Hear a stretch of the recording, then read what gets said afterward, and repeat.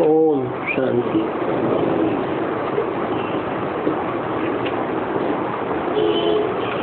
आज का प्रातः क्लास है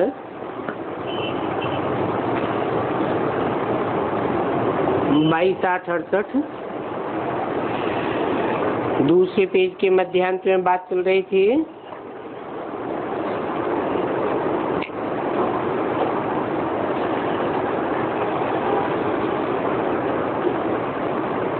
तुम बच्चे जानते हो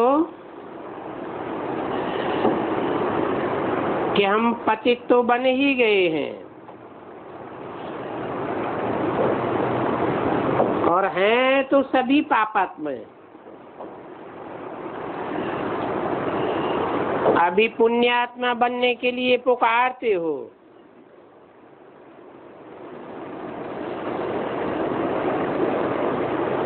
सभी धर्म वालों को घर में मुक्ति धाम में जाना है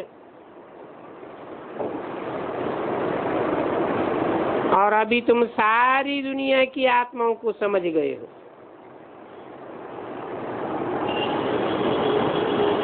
सभी ऊपर में रहते हैं। जब ऊपर में रहते हैं तो पवित्र हैं,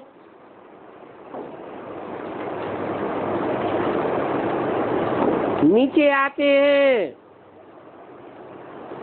तो अपवित्र बन जाते हैं। ये भी ड्रामा बना हुआ है जो बाप आकर के समझाते हैं।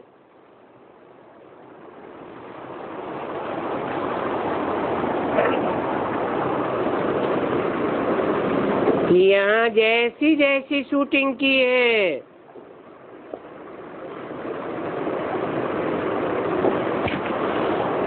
वैसे वैसे ही पतित अथवा पावन बनते हो। कभी ऊपर चढ़ते हो, कभी नीचे उतरते हो। जब ऊंची स्टेज में चढ़ते हो तो तुम्हारी बुद्धि कितनी पवित्र हो जाती है। बाप कहते हैं ये ज्ञान सभी धर्म वालों को दे दो।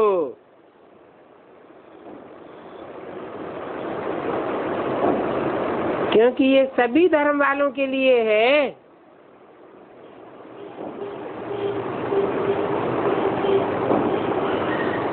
बताओ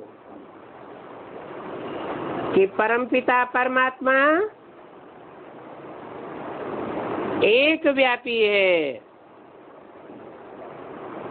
और ऊंच से ऊंच में आया हुआ है।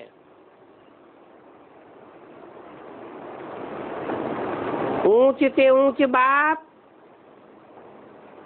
जरूर ऊंच से ऊंच में ही प्रवेश करेंगे।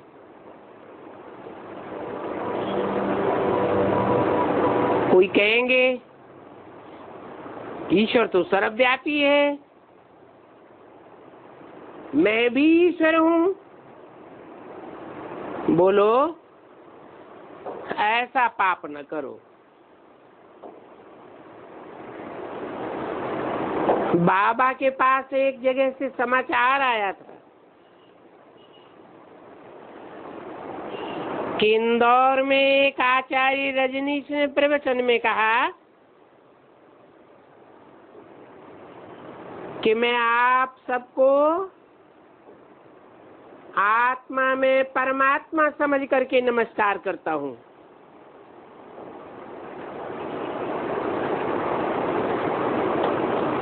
इनको कुछ भी समझ नहीं है। अब इतने सब परमात्मा है क्या? नमस्कार करने का अर्थ भी नहीं जानते।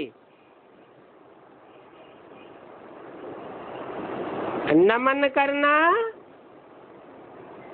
अर्थात अपने को झुकाना।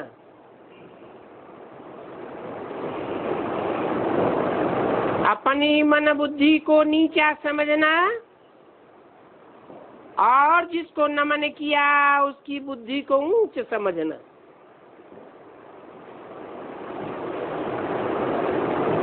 तो नमस्कार का अर्थ भी नहीं समझते हैं। कुछ भी बुद्धि में नहीं है। अब बाप बच्चों को ही समझाते हैं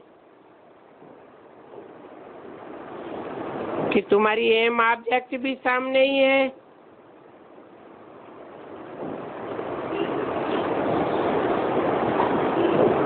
तुम ही तमो प्रधान बने हो, तुम ही सतो प्रधान बनते हो। सतो प्रधान से उतरते उतरते अभी तमो प्रधान बने।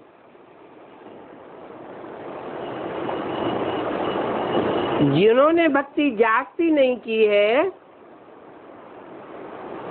वो यहाँ इस ज्ञान में ज्यादा ठहरते भी नहीं है। सेंटर्स पर भी कोई कितना समय ठहरते हैं। इससे समझ जाना चाहिए कि इन्होंने भक्ति कम की है, इसलिए ठहरते नहीं हैं। फिर भी यहाँ एक बार आए हैं तो जाएंगे कहाँ?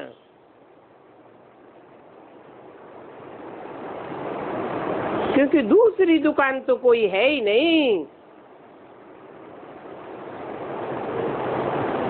तो ऐसी क्या युक्ति रचे जो कि मनुष्य जल्दी समझ जावे।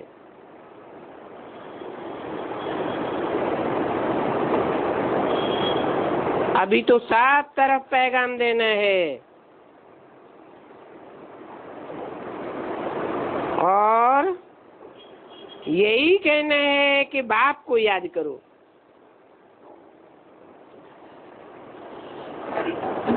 परंतु तुम खुद ही पूरा याद नहीं कर सकते हो तो तुम्हारा तीर भी कैसे लगेगा। इसलिए बाबा कहते हैं कि अपना चार्ट रखो। मुख्य बात है ये पावन बनने की। जितना जितना पावन बनेंगे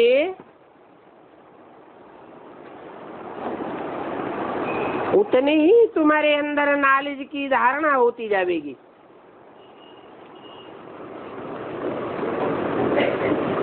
और धारणा ज्यादा जो जास्ती होगी, पवित्र जास्ती बनते जाएंगे तो उसकी निशानी है तुम्हारी खुशी बढ़ती जाएगी।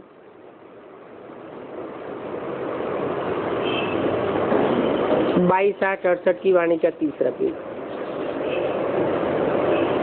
और तुम बच्चों को तो बहुत खुशी होनी चाहिए। समझना चाहिए कि हम तो सबका उद्धार करेंगे।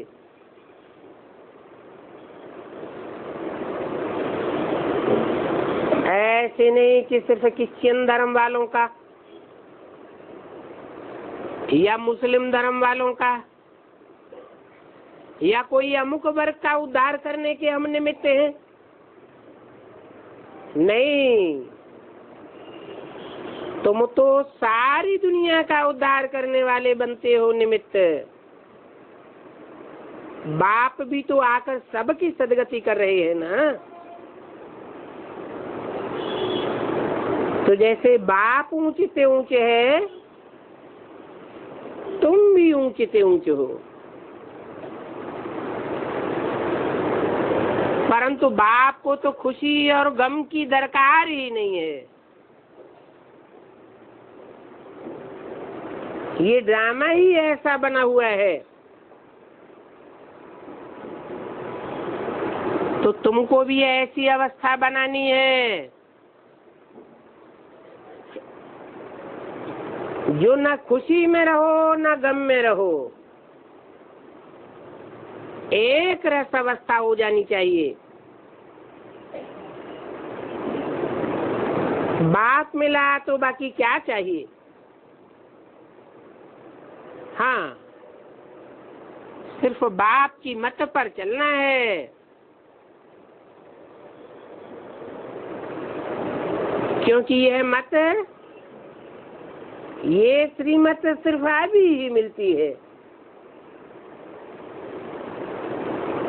सतयुग में भी ये मत नहीं होगी,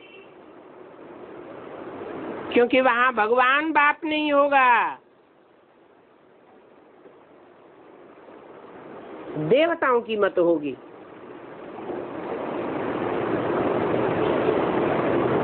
देवताओं में तो ज्ञान होता ही नहीं है। देवताएं तो जैसे कि बुद्धू, और तुम तो बुद्धिमान बाप के बच्चे हो अभी।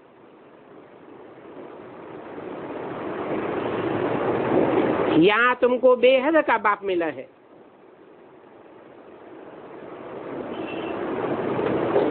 जो बेहद की नॉलेज देते हैं, तो तुमको यहाँ स्वर्ग से भी जास्ती खुशी होनी चाहिए।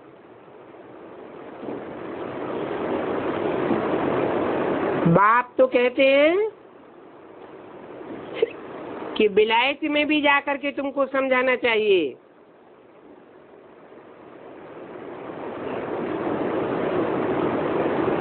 सब धर्म वालों पर तुमको तरस पड़ता है।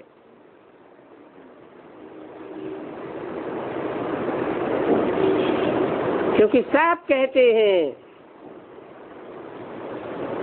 हे भगवान रहम करो।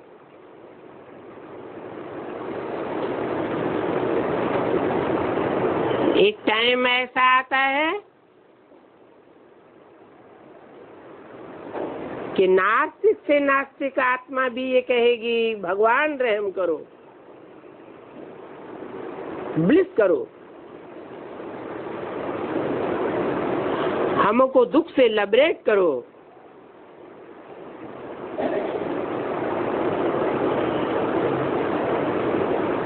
अभी तो कोई को कुछ समझ नहीं है।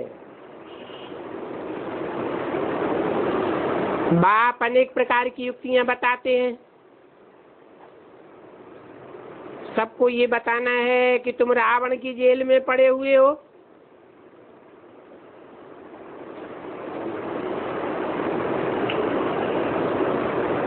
तुम कोई स्वतंत्र नहीं हो, सब बंधन में हो। कहते भी है कि हमको स्वतंत्रता मिले, परंतु वास्तव में स्वतंत्रता किसको कहा जाता है, ये कोई भी नहीं जानते हैं। स्व को ही नहीं जानते हैं।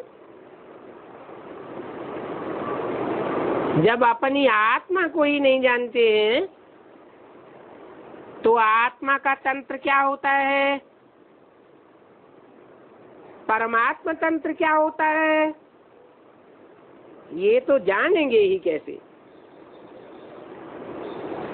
तो रावण की जेल में सब फंसे हुए हैं। अभी सच्ची स्वतंत्रता देने के लिए बाप आए हुए हैं, क्योंकि बाप ही है एक जो सदैव स्व स्थिति में रहने वाला है, सदैव ही स्व के तंत्र में रहने वाला है। और आत्माएं तो सब परतंत्र हो जाती हैं।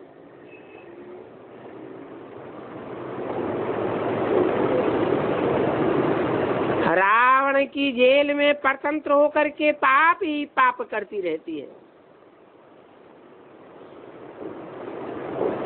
तो सच्ची सच्ची आजादी कौन सी है, वो लोगों को बताना चाहिए। तुम ये बातें अखबारों में भी डाल सकते हो।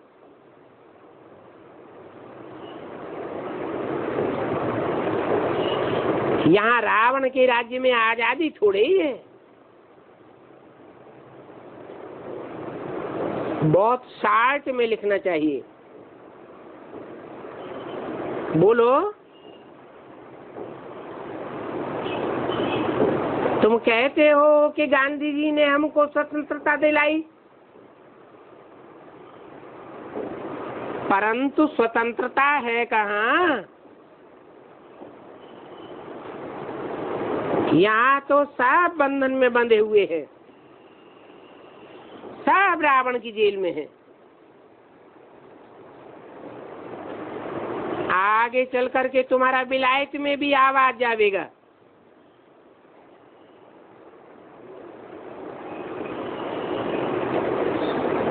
जब वहां लोग समझेंगे तो यहाँ पर भी झट समझने लग जाएंगे। अभी तो एक दो के ऊपर कितना गुरूर गुरूर करते रहते हैं। तो ये कोई आजादी हुई क्या? आजादी तो तुमको बाप अभी दे रहे हैं। रावण की जेल से आजाद करते हैं। तुम जानते हो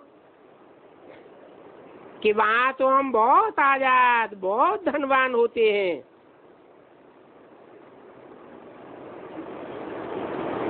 न 5 विकारों का कोई बंधन होता है, न देह का कोई बंधन होता है। प्रकृति के 5 तत्वों का भी कोई बंधन नहीं होता है।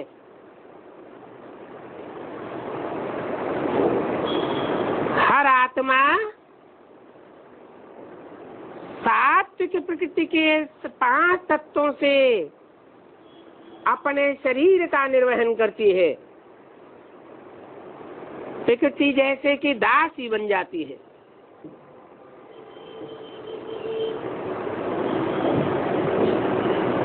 अभी बाप आए हैं तुमको माया और प्रकृति की जंजीरों से छुड़ाने के लिए।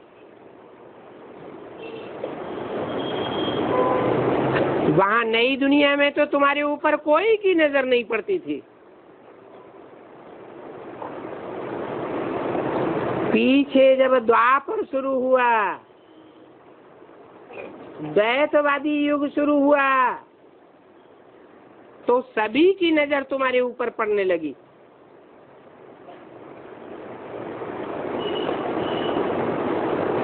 तुम्हारे धन पर, तुम्हारे तन पर सबकी नजर पड़ गई। मोहम्मद गजनबी ने आकर के मंदिर लूटा तो तुम्हारी आजादी पूरी ही चली गई। कौन से युग में? हैं? कलयुग के आदि में। रावण के राज्य में परतंत्र बन गए हो। अभी तुम समझते हो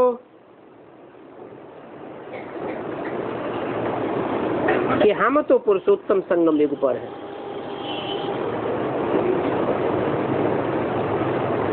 न रावण के बंधन में है और न राम के राज्य में है। हाँ, सच्ची सच्ची आजादी को हमने जान लिया है तो पाने का पुरुषार्थ कर रहे हैं। वो तो आजादी को समझते ही नहीं है। तो ये आजादी की बात भी युक्ति से समझानी है। जिन्होंने कल पहले स्वतंत्रता पाई है वो ही ये स्वतंत्रता पावेंगे और इसको मानेंगे। तुम समझाते हो तो कितनी बहस करते हैं, जैसे कि जंगली बुद्धि है, समय टाइम तुम्हारा नष्ट करते रहते हैं। तो तुम्हारी दिल नहीं होती है उनसे बात करने की। अभी बाप आकर तुमको सच्ची स्वतंत्रता देते हैं। तुम जानते हो रावण की परतंत्रता में बहुत दुख है, अपरमापार दुख है। और बाप के राज्य में हम कितने आजाद होते हैं। आजादी उसको कहा जाता है जबकि हम पवित्र देवता बनते हैं, तब हम रावण के राज्य से छूट जाते हैं। इस बात को कोई भी समझते नहीं है।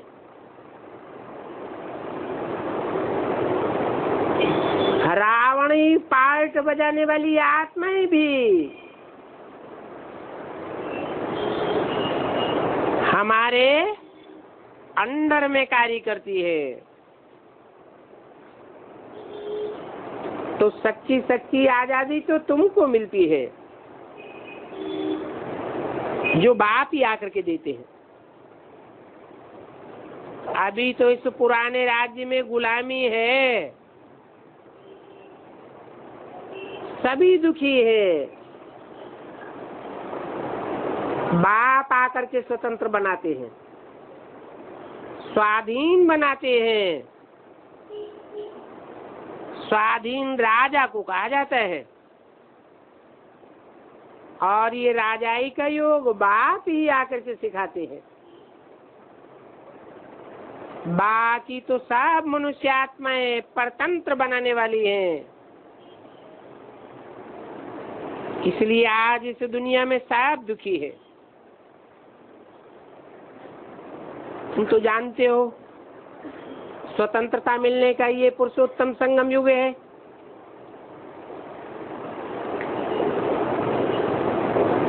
पुरुषों में उत्तम उत्तम आत्माएं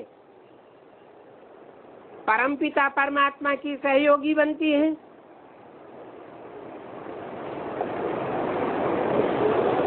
तो तुमको सच्ची सच्ची स्वतंत्रता मिल जाती है। मनुष्य तो इन बातों को जानते ही नहीं है, सिर्फ माला फेरते रहते हैं। हर धर्म में माला फेरते हैं, परंतु माला के जिन मणकों को स्मृति में फेरते हैं,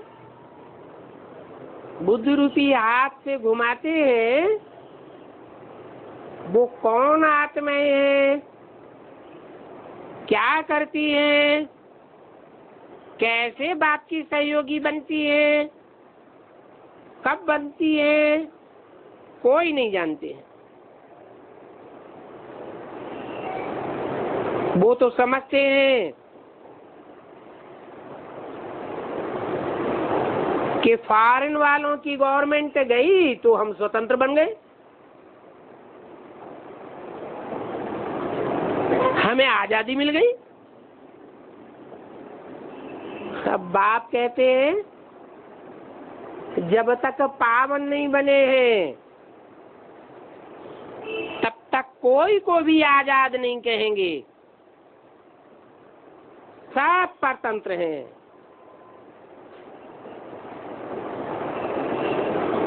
अपवित्र बने हैं,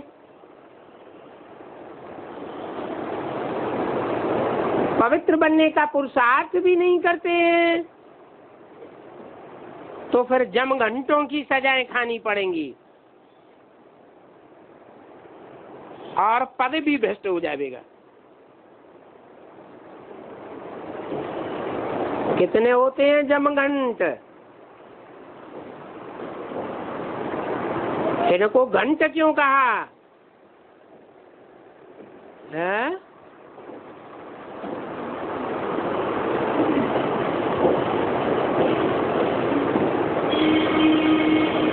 अरे कोई घंटे वाले देवी देवताओं की यादगार है या नहीं है? 84 घंटे वाली देवी की यादगार है।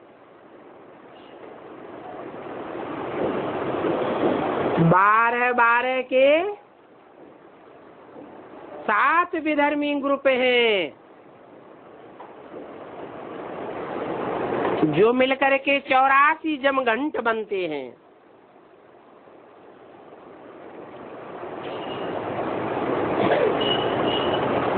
ये देवी के घंटे हैं जिस देवी के लिए गाया हुआ है असुर संहारिणी,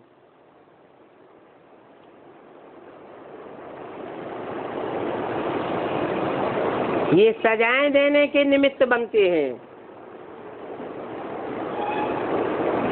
जैसे कोई राजा के राज्य में राजा और रानी कोई सजाएं नहीं देते हैं। वास्तव में सजाएं कौन देता है? राजा रानी सजा देते हैं क्या? सूली पर चढ़ाते हैं कोई को? कौन चढ़ाता है? उनको जल्लाद कहा जाता है। कितनी भयंकर रूपरेखा होती है। तो ये 7 विधर्मी ग्रुप हैं जो सजा देने के निमित्त बनते हैं। इनकी जो सजाएं खावेंगे उनके पद भी भ्रष्ट हो जाएंगे।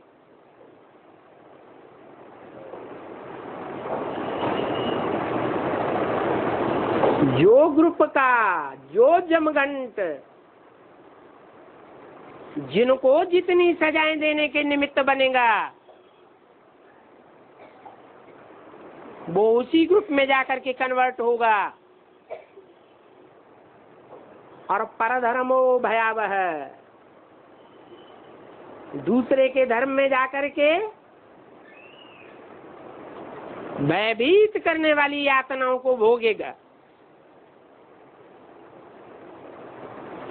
अभी बाप तो आए हैं घर ले जाने के लिए।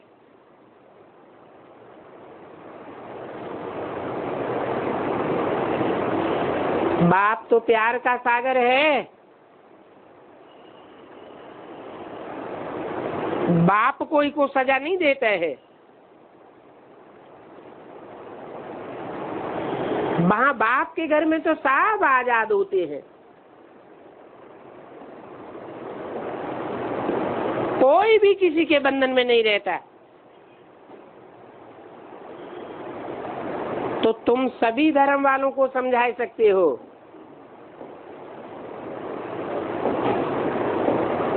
कि तुम देह नहीं हो, आत्मा हो। सब आत्माएं आई है मुक्तिधाम से पार्ट बजाने के लिए।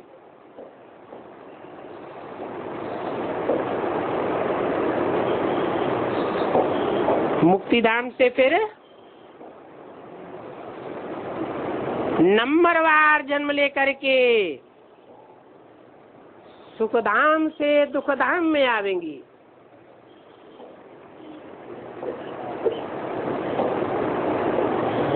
पहले सुखधाम फिर दुखधाम। हर आत्मा को इस शरण से गुजरना पड़ता है। मुक्तिधाम, मुक्तिधाम से सुखधाम, सुखधाम से दुखधाम। अभी इस दुखधाम में कोई समझते भी नहीं है कि हम कितने गुलाम बन गए हैं। अभी बाप कहते हैं कि तुम तो मेरी संतान हो। मैं तो सदा शिव हूँ, सदैव स्वस्थिति में रहने वाला स्वतंत्र हूँ। तो मेरी संतान भी कैसी होनी चाहिए? स्वतंत्र होनी चाहिए या परतंत्र होनी चाहिए? जैसा बाप वैसे बच्चे होने चाहिए। तो बाप कहते हैं तुम रावण की संतान नहीं हो। मैं तुमको राज्य भाग दे करके गया था। उस समय तुम अपने राज्य में कितने आजाद थे। अब फिर से वहां पर जाने के लिए पावन बनना है। ये पावन बनने की नॉलेज जन्म जन्मांतर के लिए सोर्स ऑफ इनकम बन जाती है। तुम कितने धनवान बन जाते हो। वहां नई दुनिया में तो तुमको पैसों की चिंता ही नहीं होगी, और यहाँ इस दुनिया में तो पैसे नहीं है तो कमाने की कितनी चिंता रहती है। कमाई हो भी जाए तो उसको थमाने की कितनी चिंता रहती है, और थमाई हुई कमाई कहीं चली जाए तो कितनी चिंता बढ़ जाती है। वहां तो तुमको कोई भी पैसों की चिंता नहीं रहेगी। बल गरीब हो तो भी पैसे की कोई चिंता नहीं, सब सुखी रहते हैं। बाकी राजधानी में ऊंच और नीच पद तो होते हैं। जैसे कि कोई परिवार होता है, भारतीय परिवार, देवी देवता सनातन धर्म का प्रायः लोप होने वाला परिवार, ऊंचे से ऊंचे पद भी होते हैं, और छोटे छोटे बच्चे भी होते हैं जिनको सबकी आज्ञा माननी पड़ती है।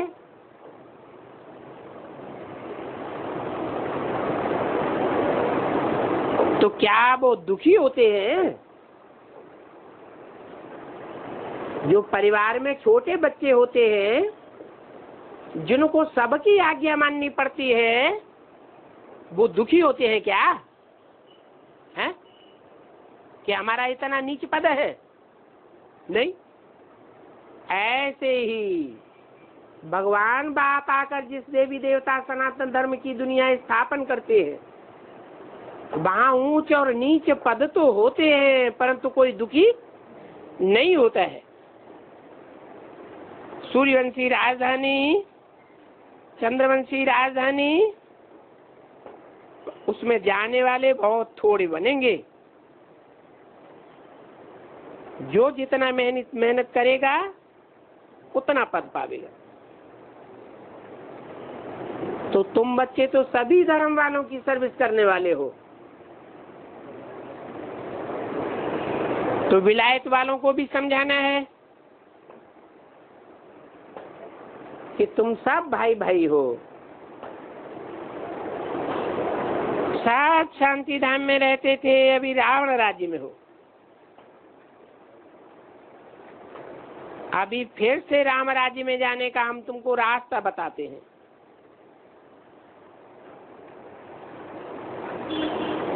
परंतु साथ तो राम राज्य में नहीं आवेंगे। कहाँ आवेंगे? सब कहाँ आवेंगे? सब शांति धाम के वासी तो होंगे, लेकिन राम राज्य के वासी नहीं होंगे। बाप कहते हैं फिर भी अपन को आत्मा समझ मुझे याद करो, क्योंकि तुम मुझे लिबरेटर कहते हो। परंतु ये नहीं समझते हैं कि कैसे लिबरेट करते हैं।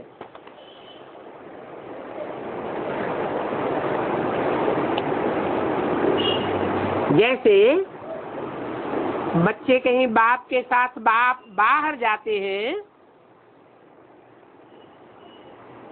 और कहीं पर मुझ पड़ते हैं, तो कहेंगे ना कि बाबा हमें अपने घर ले चलो। जैसे कि तुम बच्चे फाग होने के कारण जंगल में मुझ गए तो रास्ते का पता ही नहीं पड़ा। बाप की उंगली छूट जाती है ना, तो उन बच्चों को कहना पड़े कि हमको रास्ता बताओ। बेहद के बाप को भी कहते हैं कि बाबा अब हमको लिबरेट करो, आप आगे आगे चलो तो हम आपके पीछे पीछे आवेंगे। सिवाय बाप के और तो कोई भी रास्ता नहीं बता सकता। इसलिए झाड़ के चित्र में ऊपर क्या दिखाया है? हैं? दिखाया है कि निराकारी बाप और उसके साथ मनुष्य शशि का साकारी बाप और उसके पीछे पीछे सारे आत्मा रूपी बच्चे फॉलो करते हैं। जो फॉलो नहीं करते हैं उनका माथा कहीं न कहीं टकराता रहता है। कितनी खिटपिट करते हैं। अभी भी देखो कितने तीर्थों पर धक्के खाते रहते हैं।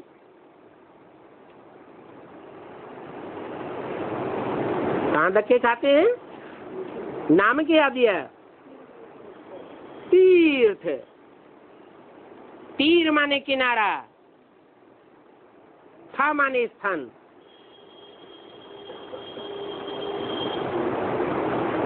मनुष्यों के बनाए हुए अल्पकाल के तीर्थ हैं। उन्होंने किनारों पर धक्के खाते रहते हैं, परंतु वहां भगवान उन्हें नहीं मिलता है। फिर दूसरे तीर्थों पर भागते हैं, मंदिरों में भागते हैं, मस्जिदों में भागते हैं, गुरुद्वारों में भागते हैं, जन्म जन्मांतर भागते रहते हैं। जब कहीं मिलता ही नहीं है तो उसको ढूंढेंगे भी कहाँ? भगवान क्या चीज होती है वो तो कोई जानते ही नहीं है। क्या कह देते हैं? हैं? नहीं जानते हैं तो कह देते हैं भगवान तो सर्वव्यापी है। फिर भी यात्रा करते हैं भगवान से मिलने के लिए। अरे यहाँ भगवान कहाँ है? अगर सर्वव्यापी है तो फिर मिलेगा कैसे? कितना अज्ञान है। अब इस घोर अज्ञान अंधेरे में कौन लेकर के आया? कौन आया है? ये रावण कौन? कहेंगे ये गुरु लोग, विद्वान पंडित आचार्य। सर्व का सदगति दाता तो एक ही बाप है। सदगति करते हैं तो आधा कल्प तुम सदगति में रहते हो। तुम क्या? किसको कहा? ये तुम किसको कहा? आधा कल्प तुम सदगति में रहते हो, वो धर्म वाले नहीं।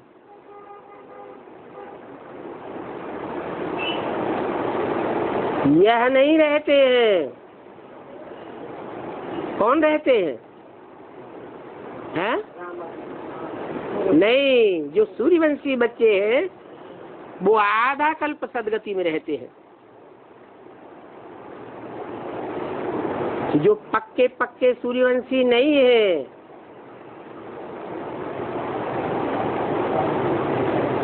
सूर्य को फॉलो नहीं करते हैं, चंद्रमा को फॉलो करते हैं। चंद्रवंशी बन गए फिर कभी सूर्यवंशी बने ही नहीं। वो फिर कम कलाओं के नारायण और उनकी फॉलोअर प्रजा बनेगी या 16 कला संपूर्ण नारायण बनेंगे? हैं? कम कलाओं वाले नारायण या उनकी प्रजा बन पड़ेंगे। वो फिर आधा कल्प रहेंगे। वो भी आधा कल्प नई दुनिया में नहीं रहेंगे। तो आधा कल्प तो तुम सदगति में रहते हो। तुम कह करके क्या पक्का कर दिया है? जो बाप के सन्मुख बैठने वाले, सन्मुख सुनने वाले बच्चे हैं, अंदर से भी सन्मुख और बाहर से भी सन्मुख, वो आधा कल्प सदगति में रहते हैं। बाप ने समझाया है कि जो भी धर्म जिस समय स्थापन होना है वो उसी समय स्थापन होगा, न पहले और न बाद में। जो और धर्मों में कन्वर्ट हो गए हैं वो भी अपने अपने टाइम पर निकल आवेंगे।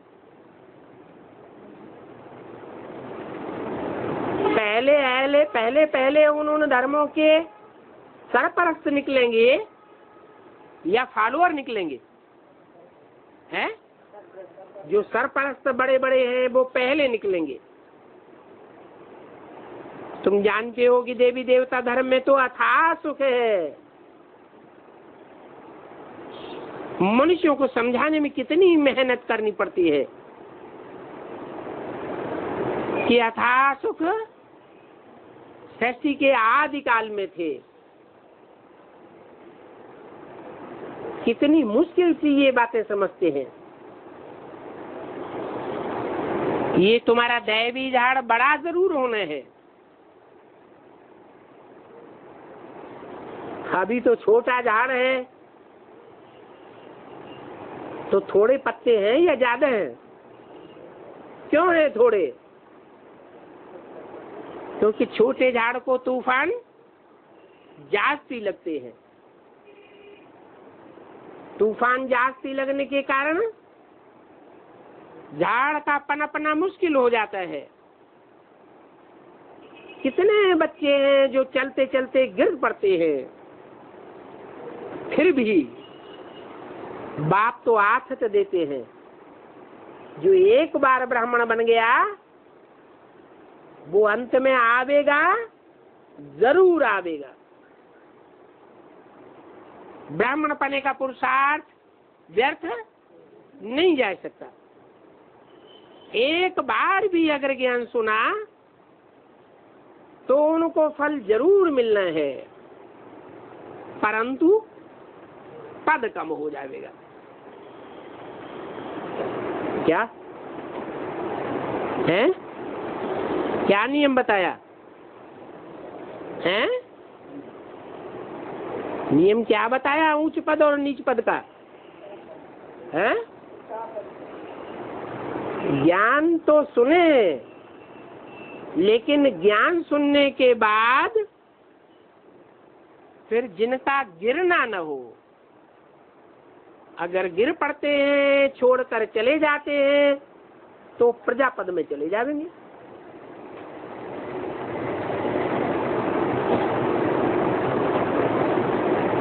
तो जो पहले गिरेंगे,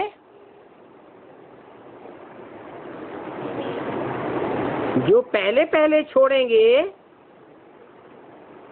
तो उनकी गति क्या होगी? है? उच्च पद पावेंगे या नीच पद पावेंगे? हैं? नीच पद पावेंगे। पहले माने क्या है? आदि में। आदि माने कब है? आदि माने यज्ञ के आरंभ में। अच्छा, अभी तो बोला तुम बच्चे बाप के सन्मुख आकर सुनते हो,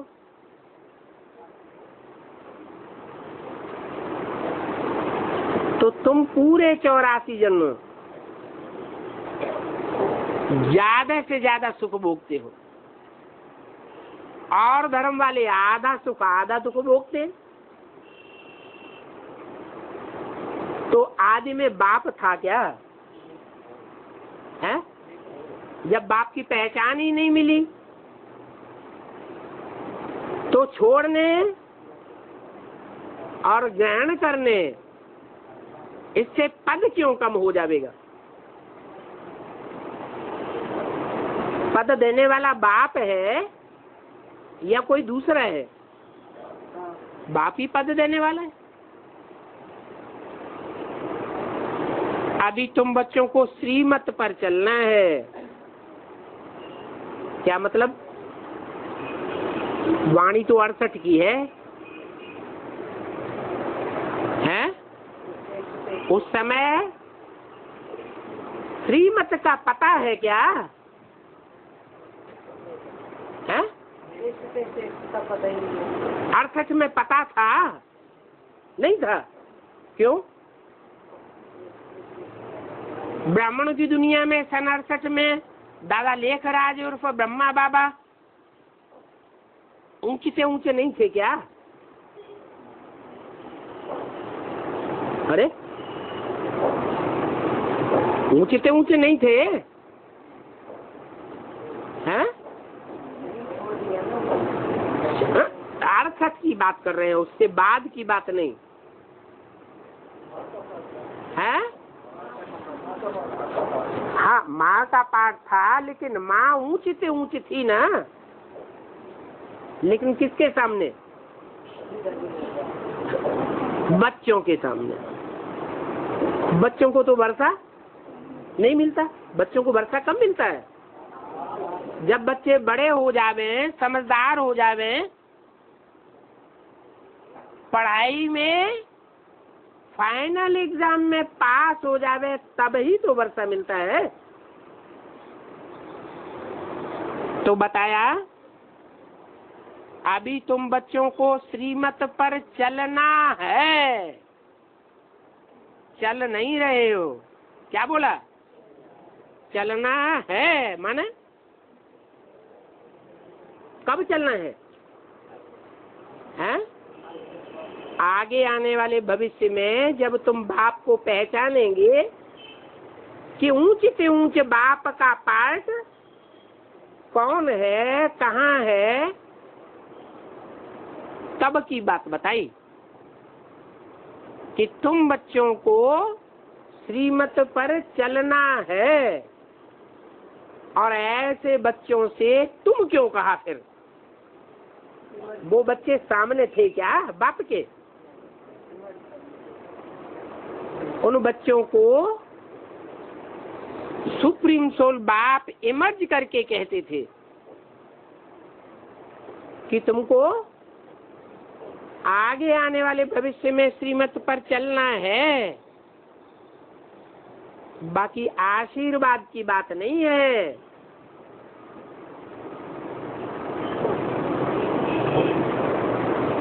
कि वरदान दे देवेंगे, आशीर्वाद दे देवेंगे।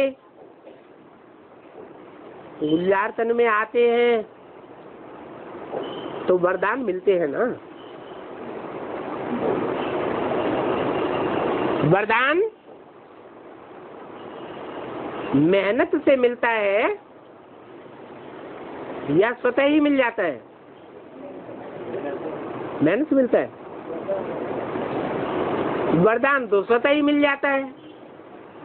और पढ़ाई में तो मेहनत करनी पड़ती है।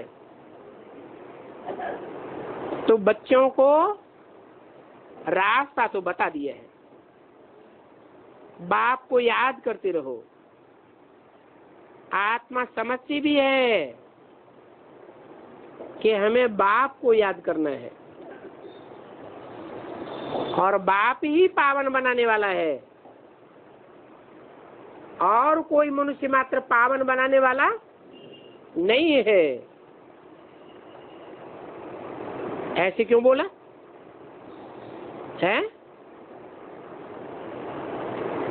अकेला चना बाहर फोड़ सकता है क्या? है? अकेला सारा काम कर लेगा?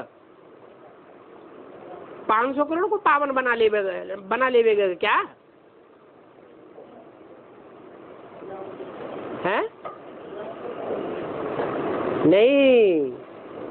इस कार्य में बाप के बच्चे ही सहयोगी बनते हैं।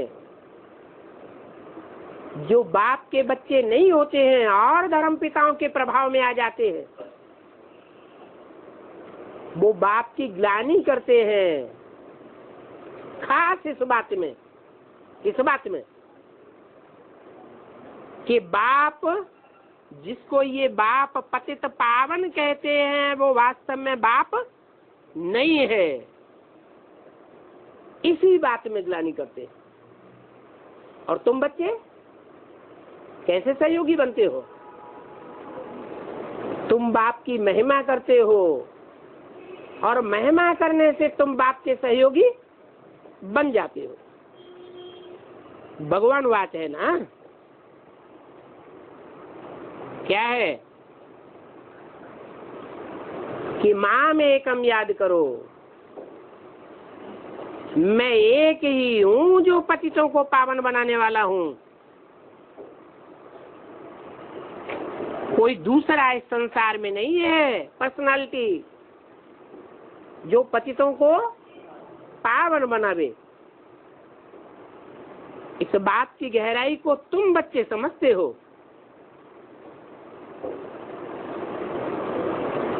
तो लोगों को समझाते हो कि ये भगवान ने बोला है कि माम एकम याद करो।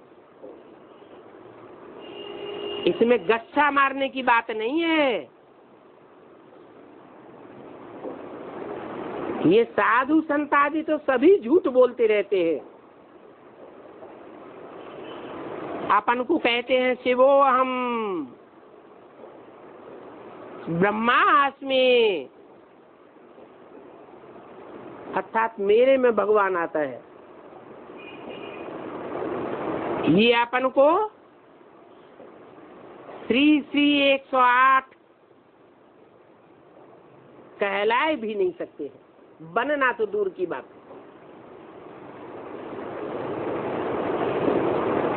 भगवान अपन को श्री श्री 108 कहलाने का अधिकारी है। क्यों? क्योंकि भगवान ही है जो 108 श्रेष्ठ आत्माओं को राजपद का जन्म जन्मांतर का वर्षा देता है। वो श्रेष्ठ आत्माएं संसार के हर धर्म में आज भी माला में स्मृति की जाती है। तो मम्मा ने सभी को पत्र लिखा था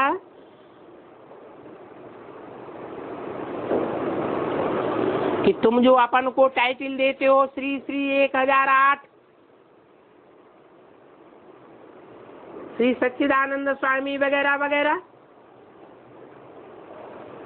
श्री शंकराचार्य वगैरह वगैरह, ये तुम्हारे झूठे टाइटल हैं। तुमने कोई भी 108 श्रेष्ठ आत्माओं को श्रेष्ठ नहीं बनाया संसार के सामने। फिर भी तुमने अपने ऊपर टाइटल रखवा लिया श्री श्री 108, श्री श्री 1008। तो ऐसा पत्र लिखने से मम्मा के द्वारा वो और ही अहंकार में आ गए।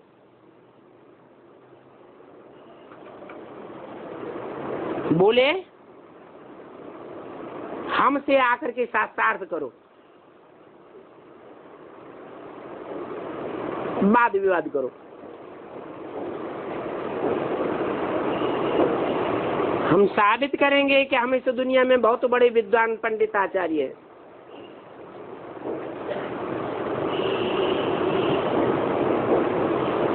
अभी बाप तो तुम बच्चों को बताते हैं कि ये तो शास्त्र आदि पढ़ते पढ़ते बहुत ही नीचे गिर गए हैं। वो तो समझते हैं कि हम मोक्ष को पावेंगे, मोक्ष को पावेंगे अर्थात इस दुनिया से सदैव के लिए मुक्त हो जाएंगे। तो ऐसों ऐसों को समझाना है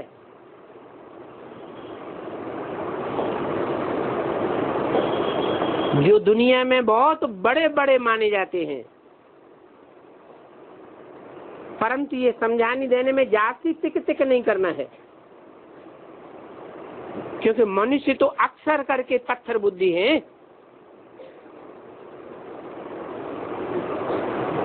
तो पत्थर बुद्धियों को पारस बुद्धि बनाने के लिए बाप तरकीब देते हैं। क्या? पत्थर को पारस बुद्धि बनाने के लिए क्या तरकीब देते हैं कि मुझ बाप को याद करो। क्या? आत्मा जन्म जन्मांतर शरीर के जन्म लेते लेते, शरीर को मिट्टी कहा जाता है, ये मिट्टी के पुतले में आत्मा जन्म लेते लेते मिट्टी से पत्थर बुद्धि बन गई।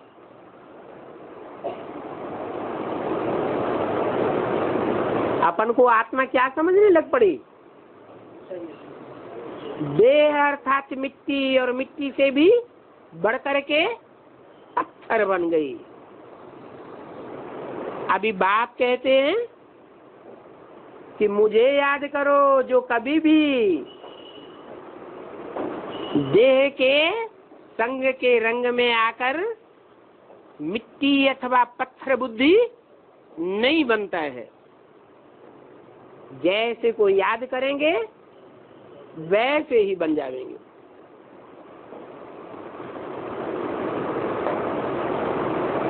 मैं अति सूक्ष्म हूँ, सूक्ष्म को याद करेंगे तो सूक्ष्म बुद्धि बनेंगे, और आत्माएं इतनी सूक्ष्म बुद्धि नहीं है, क्योंकि सब जन्म मरण के चक्र में आती है।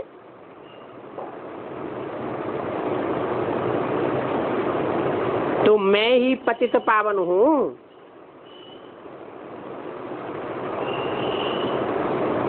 और कोई भी मनुष्य मात्र पतित पावन नहीं है। मैं ही सर्वशक्तिवान हूँ। जो जितना सूक्ष्म होगा उतना जास्ती ताकतवर होगा, या बड़ा होगा तो ताकतवर होगा, है? जितना सूक्ष्म बुद्धि होगा उतना ही जास्ती पावरफुल होगा। तो मैं सर्वशक्तिवान हूँ। तुम सन्यासियों को बोल सकते हो कि तुम्हारा तो धर्म ही अलग है।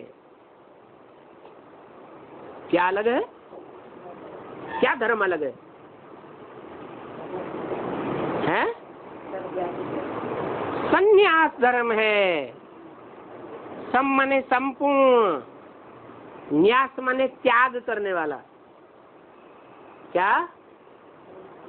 तुम तो इस दुनिया की हर चीज का त्याग करने वाले धर्म को अपनाने वाले हो। हमारा सन्यास धर्म नहीं है, हमारा तो प्रवृत्ति मार्ग का धर्म है। प्रवृत्ति में हम इस दुनिया को तुच्छ नहीं समझते हैं। हम तो कहते हैं कि ये दुनिया तामसी बनती है हमारे कारण। हम अपन को तामसी से सात्विक बनावेंगे तो दुनिया भी सात्विक बन जाएगी। तो दुनिया त्यागने योग्य नहीं है। दुनिया तो सात्विक दुनिया हमको ग्रहण करने योग्य है।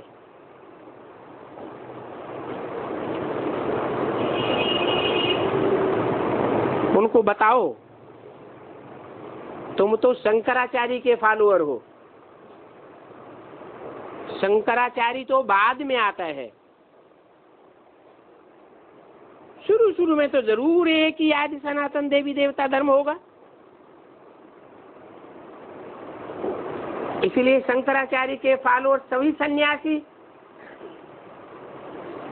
ओम नमो नारायण कहते हैं। तो शंकराचार्य पहले हुआ या नारायण पहले हुआ? नारायण तो सतयुग के आदि में,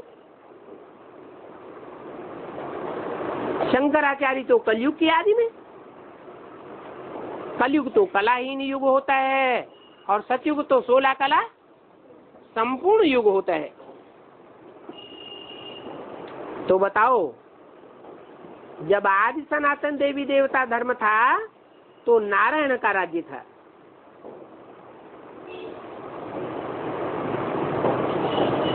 और नारायण तो प्रवृत्ति मार्ग के थे, तुम तो निवृत्ति मार्ग के हो। सारी दुनिया से तुम्हारी निवृत्ति हो जाती है। सारी दुनिया को तुम क्षणिक क्षणिक कहते हो, मिथ्या मिथ्या, सर्वम क्षणिकम क्षणिकम, सर्वम मिथ्या मिथ्या। वास्तव में ये सारी दुनिया में सारा ही ड्रामा चलता है। कहाँ चलता है? कोई बाहर की दुनिया में चलता है?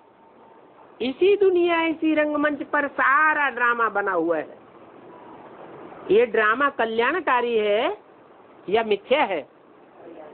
कल्याणकारी ड्रामा है। हाँ, जब हम तमो प्रधान दुखी बन जाते हैं तो हमें ज्ञान नहीं होता है, इसलिए हम दुखी होते हैं। अभी बाप ज्ञान देने वाला हमको मिल गया है, इसलिए इस तामसी दुखी दुनिया में भी हम अपने को क्या बना सकते हैं? दुखी से सुखी बना सकते हैं। ओम शांति।